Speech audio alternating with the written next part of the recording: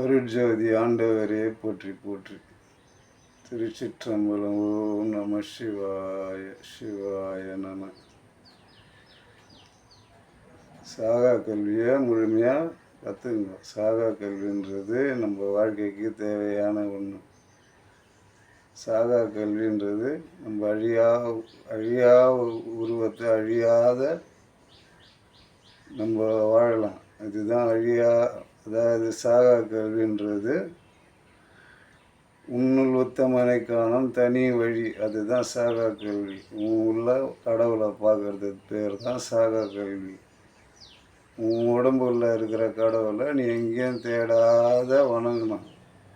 உன் உடலில் உன் உள்ளே கடந்து உள்ளே போகும்போது உன் உடலில் இருக்கிற மூச்சு காற்று பார்த்தாலே நீ இறைவனை முழுமை அடைஞ்ச மாரி.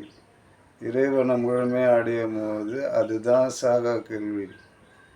சாகா கல்வியை நம்ம எங்கேயும் தேடலாம் தேவை கிடையாது. நம்ம உடலில் இருக்கிற கடவுளை நம்ம எங்கெங்கேயோ போய் சுற்றி தேடுறது தவறான ஒரு விஷயம். அது இல்லாத அங்கே போனேன் இங்கே போனேன் எதுவுமே கிடைக்கலன்னு சொல்கிறது நம்மளோட தவறு தான். கடவுள் உங்கள் பக்கத்தில் உங்கள் உள்ளே இருக்கிறார். நீங்கள் எங்கேயும் தேட தேவையில்லை. கடவுள்ன்றவர் நீங்கள் தான். ஆனால் மனுஷன்றனா மாயையில் மூழ்கி இருக்கிறதுனால கடவுள்னா என்னன்னு தெரியாத சுற்றி அலைஞ்சு இறந்து போயிடுறோம். கடவுளை அடைய முடியாத நிலைமைக்கு மாயை உங்களை அடைச்சே வச்சுருக்குது. திருப்பியும் பிறக்கணும், திருப்பி இந்த உலகத்தில் நீங்கள் கஷ்டப்படணுன்னு அந்த மாயை உங்களை அடைச்சே வச்சுருக்கும். அதாவது விந்து நாதம் சொல்கிறாங்களே, விந்து நாதத்துக்கு போனால் தான் நீங்கள் கடவுளையே அடைஞ்ச மாரி. விந்துக்கு கீழே நீங்கள் சதாசிவத்துக்கிட்ட இருந்தாலும் உங்களை மாயை சூழ்ந்து தான் இருக்கும்.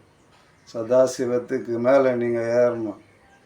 வாசி யோகத்தில் சதாசிவம் என்றது நம்ம நடராஜர். நெத்தியில் இருக்கிற நடராஜர் தான் சதாசிவம்.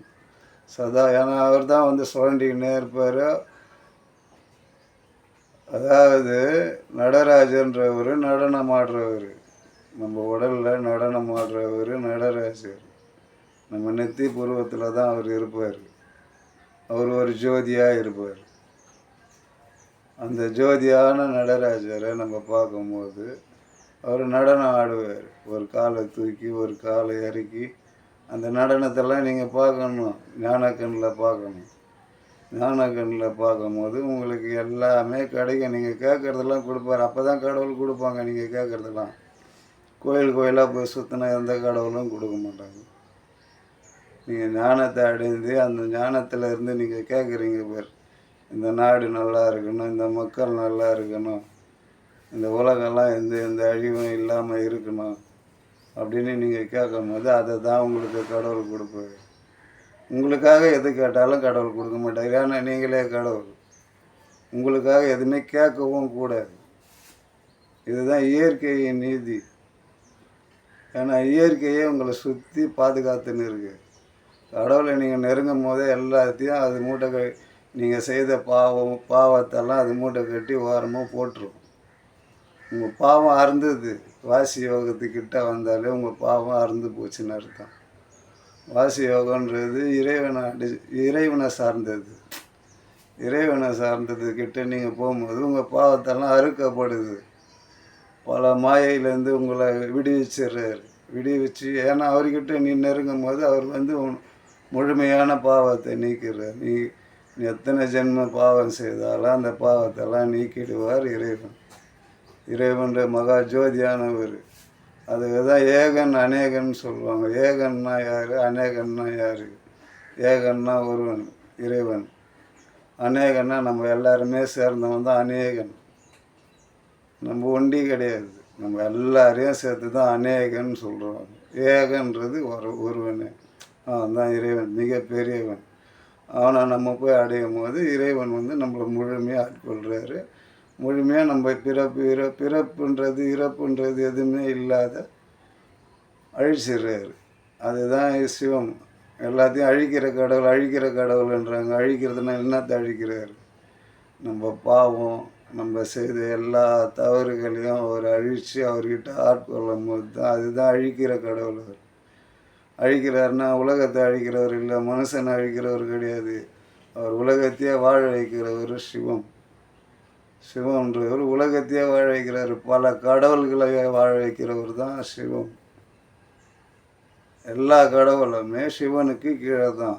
அதுதான் ஒரே ஜோதியான இறைவன். கடவுள்ன்றவங்கெல்லாம் ஒரு சித்தர்கள். அவங்கெல்லாம் ஒரு சித்தருங்க தான். கடவுளாக ஆக்கப்பட்டவங்க. அவங்களுக்கு ஒரு தொழிலை கொடுக்கும்போது அவங்க கடவுளாகிறாங்க. அந்த மாதிரி கடவுள்ன்றவங்க அவர் கிடையாது. இறைவன் மிகப்பெரியவன். அவன் ஒரு ஜோதி வடிவமாக இருக்கிறான். அவனை நம்ம பார்க்கணுன்னா வாசி ஒன்றால் மட்டும்தான் முடியும். நம்ம இப்படியே ஊராக சுற்றினாலாம் கடவுளை பார்க்க முடியாது. வாசி யோகம் பண்ணாலே நீங்கள் கடவுளை அடைஞ்சிடலாம்.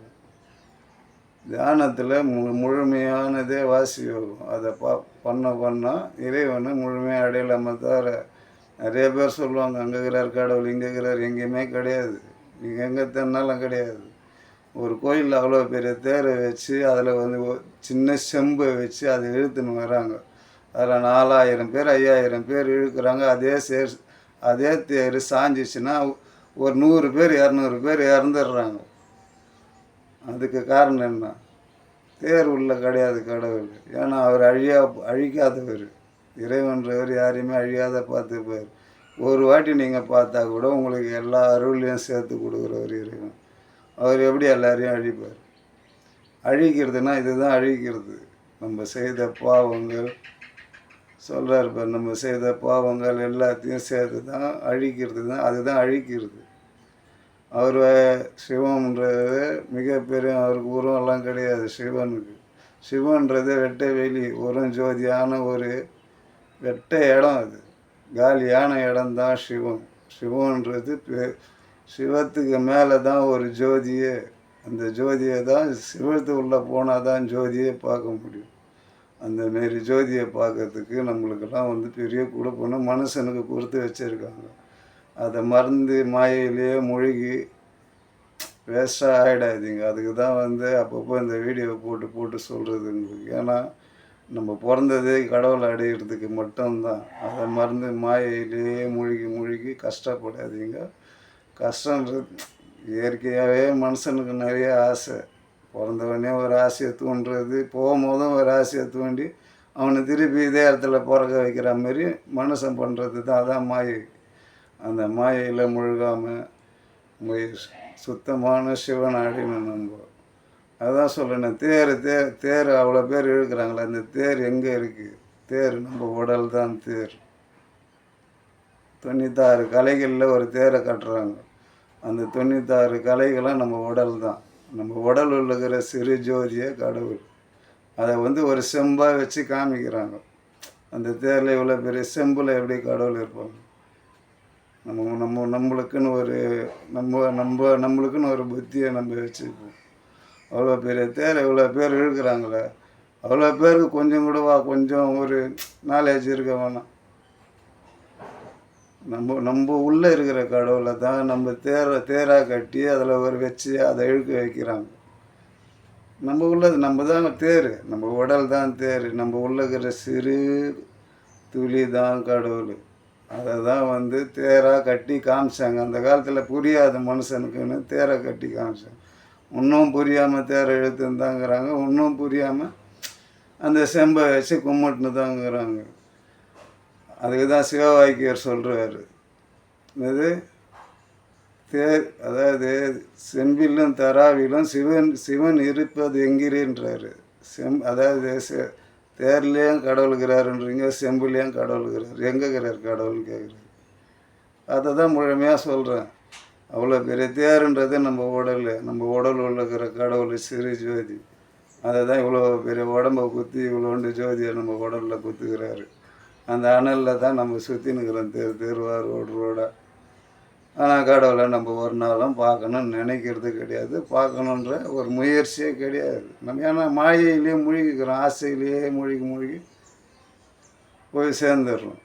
அந்த ஆசையெல்லாம் முதல்ல தூரம் எரிஞ்சிட்டு கடவுளை எப்போவுமே வழிபடுங்க. கடவுள் முழுமையானவர்.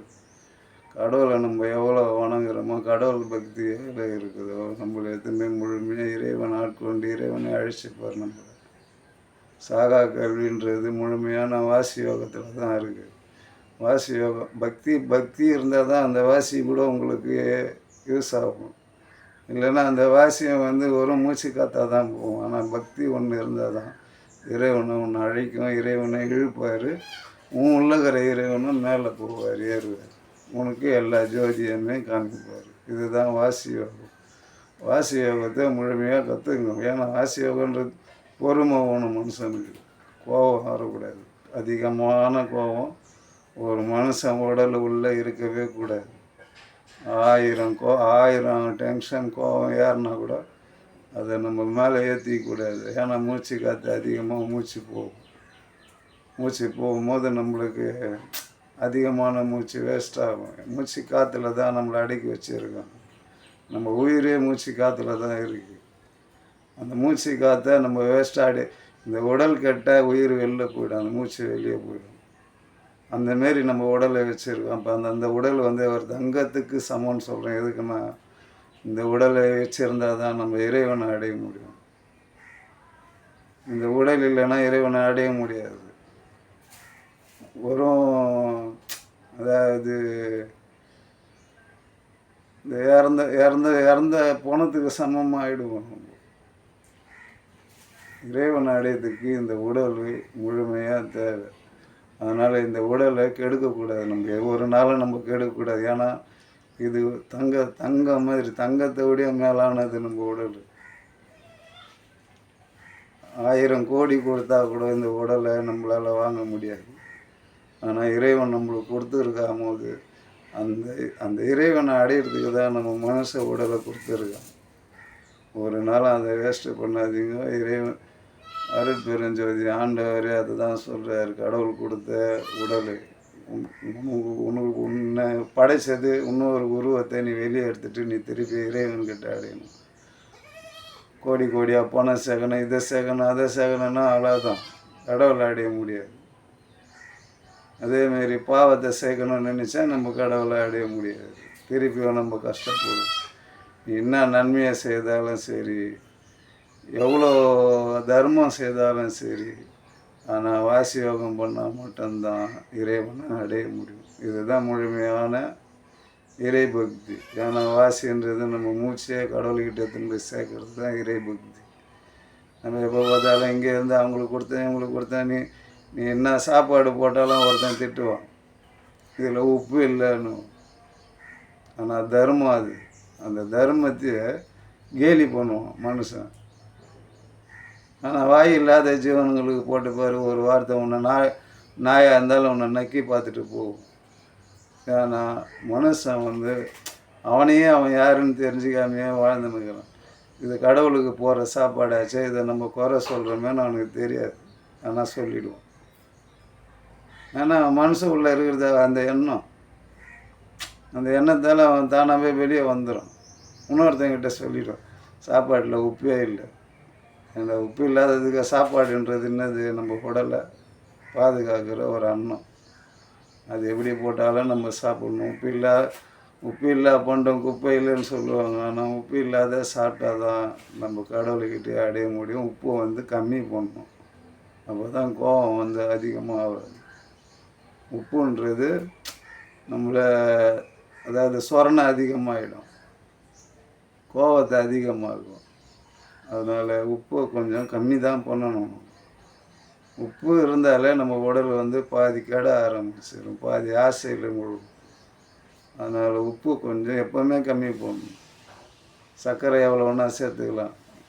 ஏன்னா வாசி யோகத்துக்கு முக்கியமானது வயிறு மட்டும் சுத்தமாக தான் இருக்கும். நீங்கள் சாப்பிடுங்க கொள்ளுங்க. ஆனால் இந்தமாரி வெயில் டைமில் வாசி யோகம் பண்ணாதீங்க. ஏன்னா பொறி ஆகிடும், தோல் உரிய ஆரம்பிச்சிடும். வாசி யோகம் இந்த வெயிலில் பண்ணிங்கன்னா தோல் உரியும். நைட் டைம்லேயே பண்ணுங்க, அதுதான் நல்லது. இன்பமே அது நைட்டு தான். அதனால் நைட் டைம்லேயே வாசி யோகம் பண்ணுங்க. முழுமையாக கடவுள் அடையிறதுக்கு இது ஒரு வழி தான். வாசி யோகத்தை எப்போவுமே யாருமே கைவிடாதீங்க. உலகத்தில் பிறந்த எல்லா ஜீவராசிக்கும் சரி, எல்லா மனுஷனுக்கும் வாசி யோகத்தை நீங்கள் முழுமை அடைஞ்சால் தான் இறைவனையே நீங்கள் அடைய முடியும். எல்லாருமே சொல்லுவாங்க, இந்த கோயிலுக்கு போ, அந்த கோயிலுக்கு போய், எந்த கோயிலுக்கு போனாலும் நம்ம பாவமும் தீராது, நம்ம கஷ்டமும் போகாது. சொல்லிக்கலாம், மனசால சொல்லிக்கலாம், இந்த கோயிலுக்கு போனால் சரியாயிடுச்சு, ஆனால் தீராது. ஆனால் வாசி வந்து முழுமையாக கடவுளை பார்த்து அதுக்கப்புறமா நீ என்ன கேட்குறியோ, ஆனால் உனக்காக எதுவுமே கேட்கக்கூடாது. இதுதான் உண்மை. உனக்காக எதுவுமே கேட்கக்கூடாது இறைவன்கிட்ட. ஏன்னா நீயே ஒன்றும் இல்லாதவன்ற மாதிரி. ஏன்னா உனக்குன்னு எதுவுமே கிடையாது. இதுக்கு மேலே இறைவன் தான் உனக்கு தாயம் தந்தையமாக இருந்து உனக்கு அருள் கொடுக்கும். அந்த அருளை வச்சு 4 பேருக்கு நல்லதை மட்டும் செய்யுங்க. ஏன்னா வாசி யோகம் முக்கியமானது. வாசி யோகன்றது இறைவனுக்கு சமமானது. வாசி யோகம் சிவபக்தர்லாம் முழுமையாக அதை தெரிஞ்சுக்கணும். ஆனால் சிவபக்தர்கள்லாம் வந்து வாசி யோகம்னா என்னென்னு முழுமையாக தெரிஞ்சுக்கணும். வாசி யோகன்றது சிவபக்தருக்கு தான் தெரிஞ்சுக்கணும். ஆனால் நிறைய பேருக்கு தெரியாமல் சுற்றி வராங்க. ஏன்னா சொல்லி கொடுக்கறதுக்கு ஆள் கிடையாது அவங்களுக்கு. இதுதான் இப்படி இருந்தால் தான் சிவனை பார்க்கணும், இப்படி இருந்தால் தான் சிவத்தை அடைய முடியும்னு அவங்களுக்கு தெரியாமல் தான் சுற்றி ஒரு கோயிலாக 10 பேராக 20 பேராக ஏறி போகிறாங்களே தவிர, ஆனால் சிவனை என்னன்னு தெரியல அவங்களுக்கு. சுற்றுறாங்க, டூரு சுற்றுற மாரி சுற்றி வந்தால் கடவுள் எப்படி தெரிவார்? தனிமை தான் வேணும் கடவுளுக்கு. கும்பலெல்லாம் போய் சுற்றினாலாம் கடவுள் தெரிய மாட்டார். தனியாக இருக்கணும். இதுதான் முழுமையான வாசி யோகத்துக்கு. தனிமை வேணும்.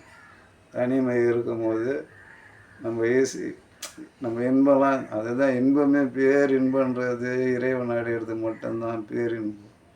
அந்த பேரின்பத்தை அடையிறவங்க வந்து ஒரு சின்ன இடைஞ்சல் கூட பக்கத்தில் வச்சிடக்கூடாது. நம்ம வீட்டிலையே இருந்தால் கூட எல்லாம் யாருமே இல்லையா, அந்த நேரம் பார்த்து நீங்கள் வாசி யோகம் பண்ணலாம். கதவை சாத்திருங்க, தப்பு கிடையாது. கதவை சாத்திட்டு நீங்கள் வாசி யோகம் பண்ணணும். முழுமையாக இறைவனை அடையிறதுக்கு இதுக்கு தான் ஒரு வழி. வாசி யோகன்றது, வாசி யோகம் பண்ணும்போது சுத்தமாகவே இருக்கணும். எப்பவுமே நீங்கள் செய்யணும் இல்லை, உங்களால் முடிஞ்ச உங்களுக்கு குடும்பத்துக்கு தேவையானதெல்லாம் நீங்கள் சம்பாரித்து எடுத்துன்னு வந்து வச்சுட்டு ஒரு ஹவர் செய்யுங்க. தினமும் காலையில் ஒரு ஹவர், சாயந்தரம் ஒரு ஹவர் நீங்கள் செய்கிறதுக்கு கஷ்டம் கிடையாது. இந்த ஒரு ஹவர் அமைதியாக உட்காருங்க, அதுவே போதும். அந்த ஒரு ஹவர் எதையுமே நினைக்காதீங்க. குடும்பம் குட்டி அதெல்லாம் வந்து நீங்கள் உற்பத்தி பண்ணதில்லை. இறைவனா உங்களுக்கு கொடுத்த சோதனை அது. அதெல்லாம் நீங்கள் வந்து பொறுப்பேற்றக்கூடாது. ஏன்னா இறைவனை மட்டும் நினைக்கணும். இறைவனை மட்டும் ஒரு மனசாக நினச்சி நம்ம உட்காரும் போது நம்மளுக்கு சுத்தமான மனசு கொடுத்துருது. டென்ஷன் இருக்காது, கோபம் வராது. யாருன்னா உங்களை டென்ஷனாக பேசினாலும் அது டென்ஷனில் சேராது. நீங்கள் சிரிச்சிட்டு விட்டு போயிடுங்க. அறிவில்லாத பேசுகிறேன்டாவான்னு சொல்லிவிட்டு சிரிச்சிட்டு விட்டு போயிடுங்க. இதுதான் அமைதிக்கு பொருள். அமைதி வந்து ஒரு 10 நாள் அமைதியாக இருந்து பாருங்கள். அந்த அமைதியோட, ஏன்னா பேசிக்கினே இருந்த மனுஷன் அமைதியாக இருக்க முடியாது. அந்த அமைதி முழுமையாக ஒரு மனிதனை அமைதி அடையும் போது இறைவனை அடைய முடியும். டென்ஷன்லேயே சுத்தனெல்லாம் அடைய முடியாது. அதேமாரி எங்கேயும் தேட தேவை கிடையாது. உள்ளே இருக்கிற இறைவனை கண்ட இடத்துல போய் தேடினா கிடைக்க மாட்டார். அதான் சொல்கிறேன், நான் கோயிலில் ஒரு பொருளும் நம்மளை வச்சு தான் செய்திருக்காங்க. ஒவ்வொரு பொருளுமே நம்ம உடலில் இருக்கிற பொருள் தான் கோயிலாக இருக்குது. அந்த கோயிலை போய் சுற்றுறோம், திருப்பியும் அதே இடத்துக்கு தான் வரும். முழுமை என்ன தெரியுமா? அங்கே சக்கரங்க செய்து வைப்பாங்க. அந்த சக்கரங்க உங்களை இழுப்பு சக்தி இழுக்கும், வேறு எதுவுமே கிடையாது. சக்கரன்றது சங்கிலி பிணைப்பு. அது வந்து உங்களை இழுக்கும். அதுதான் வசியம்னு சொல்லுவாங்க. அந்த சக்கரம் வந்து வசியமாகிக்கணும். ஒரு வாட்டி போயிட்டு வந்தால் திருப்பி அந்த கோயிலுக்கு போனால் தான் எனக்கு நிம்மதியாகுது. ஒரு மாதம் போகலன்னா அவங்களுக்கு கஷ்டமாகுது. இது எங்கேருந்து வருது? உங்கள் உடலில் இருந்து தான் வருது. உங்கள் உடம்பு தான் எல்லாத்தையும் கூப்பிடுது. உங்கள் உடம்பு தான் எல்லாத்தையும் செய்யுது. ஏன்னா அந்த சக்கரம் உங்களை இழுக்கும். ஒரு ஆலயத்துக்கு போயிட்டு திருப்பி நம்ம அடுத்த மாதம் போகலன்னா அந்த ஆலயம் உங்களை இழுக்கும். அதுக்கு காரணம் என்ன? அந்த அங்கே இருக்கிற சக்கரம். முதல்ல பூஜைன்னு பண்ணுறது சக்கரத்துக்கு தான் பண்ணுவாங்க. அதுக்கப்புறம் தான் சிலைக்கே பண்ணுவாங்க. ஆனால் நிறைய பேர் அதை புரிஞ்சிக்க மாட்டாங்க. எப்போவுமே அது கிடையாது. தலையில் தண்ணி ஊற்றணும்னு நினச்சோம். நம்ம தலையில் தண்ணி ஊற்றினால நம்ம இறைவனை முழுமை அடையலாம். நம்ம இறைவனை முழுமை அடையணும்னா நம்ம சுத்தம் தான் முக்கியம். எந்த ஒரு கெட்ட தீய பழக்கத்துக்கும் போகக்கூடாது. முதல்ல நம்மக்கிட்ட இருக்கிற தீய பழக்கத்தெல்லாம் தூரமாக தெரிஞ்சிடணும். இதுதான் கடவுளை நம்ம முழுமையாகவே அடைய முடியும். நம்மளுக்கு கெட்ட பழக்கமே இருக்கக்கூடாது. நம்ம கண்ட ஆசையில் முதல்ல முழுவக்கூடாது. இதெல்லாம் நம்ம தூரமாக போடும்போது நம்ம கடவுளை நெருங்கும் போதே அவர் எல்லாத்தையும் தூரமாக்கிடுவார்.